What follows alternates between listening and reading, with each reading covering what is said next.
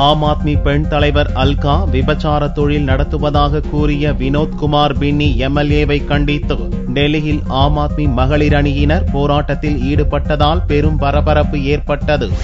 டெல்லி ஆம் ஆத்மி கட்சியைச் சேர்ந்த அல்கா லம்பா தனது வீட்டில் விபச்சார தொழில் நடத்தி வருவதாக முகநூல் பக்கத்தில் லட்சுமி நகர் எம்எல்ஏ வினோத்குமார் பின்னி எழுதியிருந்தார்.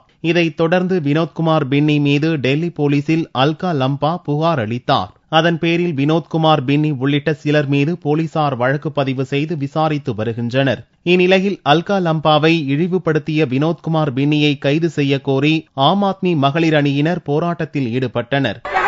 कुछ भी नहीं है हमारे पास, इतने गंदे शब्दों का यूज किया गया है अलका लांबा जी के लिए।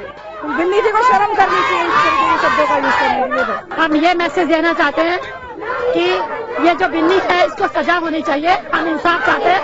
हमारे एक कार्यकर्ता के साथ इन्होंने अश्लील हरकतें की है फेसबुक पे। फेसबुक यूज करते हैं, वो झूठ बोलते हैं। ठीक है, महिला का अपमान हम नहीं सहेंगे। हम महिला का, हमें इंसाफ चाहिए। हम चाहते हैं इसको सजा होनी चाहिए, हमें इंसाफ चाहिए।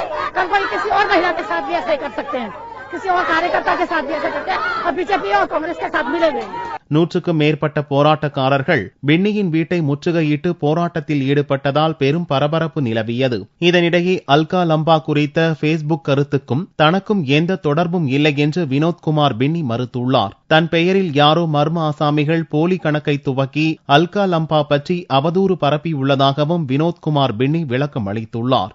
ஆம் ஆத்மி கட்சி தேசிய ஒருங்கிணைப்பாளர் அரவிந்த் கெஜ்ரிவாலுக்கு எதிராக குரல் கொடுத்த பின்னி கட்சியை விட்டு சில மாதங்களுக்கு முன் நீக்கப்பட்டார் என்பது குறிப்பிடத்தக்கது.